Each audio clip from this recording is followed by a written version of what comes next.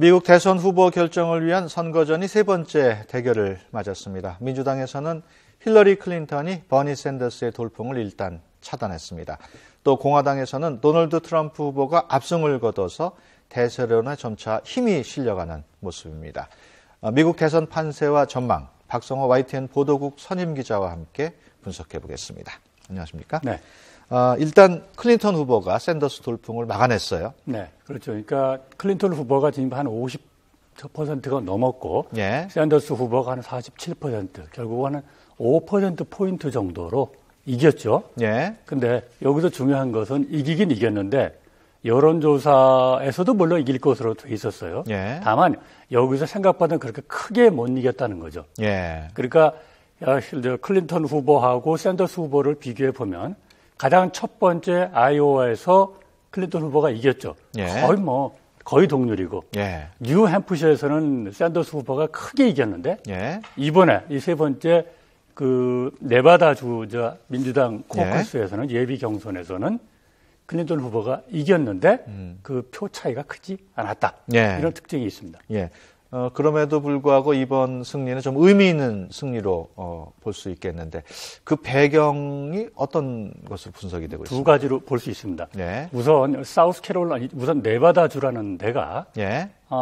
지금 백인이 아닌 유색인종이라고 그러죠. 이게 이제 히스패닉도 있고요, 예. 에이시아계도 있고 흑인들도 있고 예. 백인이 아닌 인종들이 많이 있는 곳입니다. 예. 여기서 고른 지지를 얻은 사람이 전국적으로 고른 지지를 얻을 확률이 많이 있겠죠. 예. 그런 점에서 보면 이번에 민주당의 네바다 또는 공화당의 사우스캐롤라이나 주는 대의원수는 많지 않지만 거기서 인종의 고른 지지를 받을 수 있는 시험대가 된다. 예. 그런 의미에서 의의가 있었는데 이번에 클린턴 후보가 민주당의 경우 네바다에서 이긴 것은 흑인 표가 상당수 그쪽으로 많이 몰렸다. 예. 또는 히스패닉 표는 둘로 나눠져 있었다.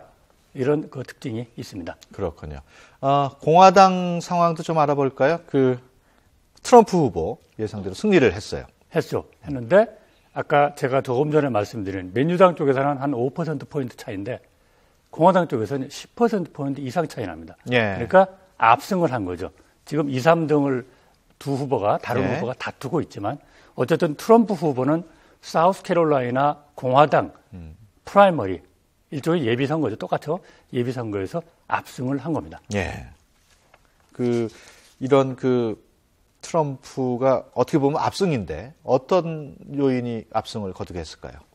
근데 묘한 게 말이죠. 이 공화당 지도부에서는 트럼프 후보가 공화당 원이고 대선 후보에 나왔지만 지도부는 별로 이 지지를 하지 않아요. 예. 지지를 하자면 너무 막말이라든지 심지어 교황과도 지금 설전을 주고받고 있죠. 예. 그래서 상당히 좀 아닌 것 같다 했는데 인기가 너무 많습니다. 예. 그 원인을 좀 분석해 보면 이런 게 있습니다. 어쨌든 공화당 분석가도 이런 얘기를 해요. 미국 사람들은 트럼프가 위대한 미국을 다시 건설하겠다는 얘기를 하는데 예. 뭔가 좀 강하고 말을 좀 시원시원하게 하고 힘이 있고 예. 뭐 이런 이미지를 좋아하는 그런 것이 상당히 작용한 것이다. 예. 라고 분석을 하고요. 특히나 그럼 어디에 트럼프가 인기가 있고 그 인기가 소구를 하느냐. 백인 중에서도 백인의 블루 칼라들, 백인 노동자 계층에 상당히 어필을 많이 하고 있습니다. 예. 왜냐하면 지난 오바마 정권 때 경제가 거시 경제는 상당히 좋아졌는데 실업률이 9% 이상 가고 10%좀 됐다가 지금 5% 내려왔어요. 예. 거의 사실상 완전 고용인데 그러나 미국의 중산층 블루 칼라들의 생활을 고는 생활은 별로 임금이라든지 나아지지 않았다. 예. 이런 쪽에 소구를 해서 트럼프가 상당히 인기를 얻고 있는 것입니다. 예. 트럼프가 독주하고 있습니다만은 공화당은 또 누가 2위를 하느냐도 관심이에요. 네. 그러니까 루비오 후보와 크루즈 후보가 지금 옥신각신하고 있는데 예. 지금까지는 루비오 후보가 오차범위내에서 약간 앞서고 있어요. 예. 이 루비오 후보나 크루즈 후보나 둘 다 첫 번째 지금 상원 의원인데 예. 루비오 후보가 공화당 주류에 가장 지지를 많이 받습니다. 왜냐하면 루비오 후보는 민주당하고도 의회에서 상원에서 협조하는 경우도 있었고요. 예. 상당히 보수적이지만 합리적인 보수다 이런 평가를 많이 받고 있고 테드 크루즈 후보는 역시 자기들이 자신은 보수주의자라고 하지만 예. 너무 많이 나가 있다.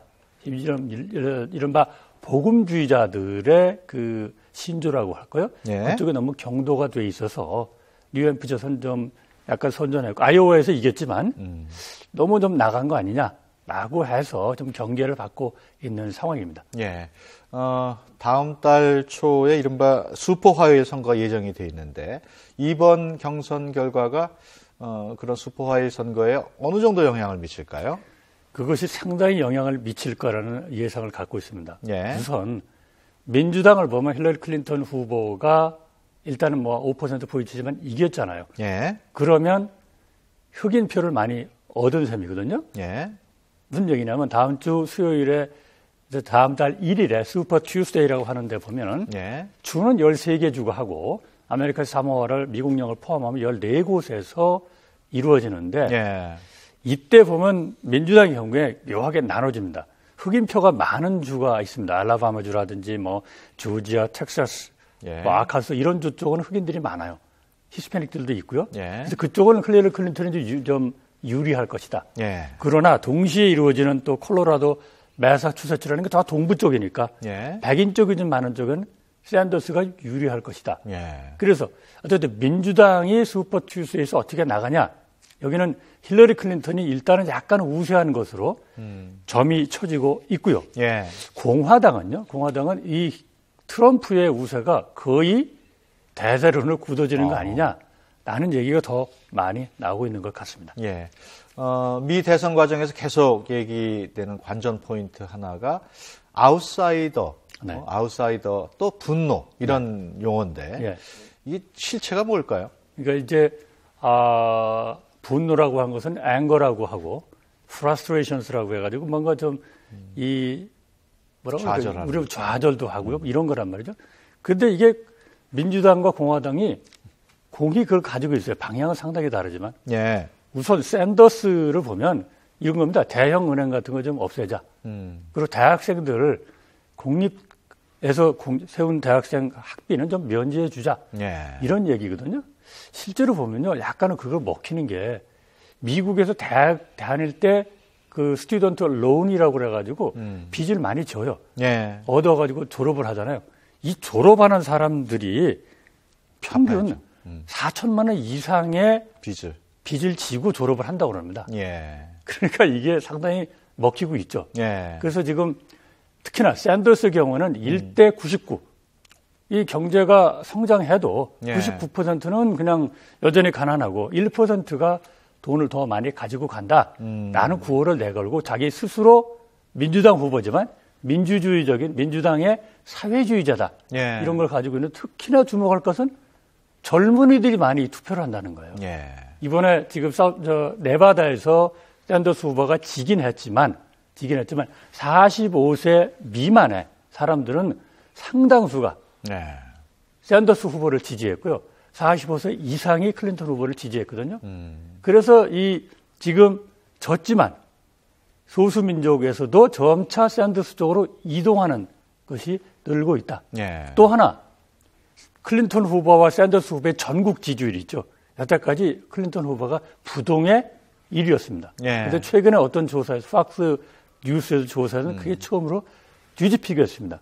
결국은 사우스캐롤라이나에서 네바다에서 졌지만 앞으로 슈퍼 튜스데이 가면 이 샌더스 돌풍이 과연 완전히 죽었느냐? 예. 아직은 아닌 것 같다.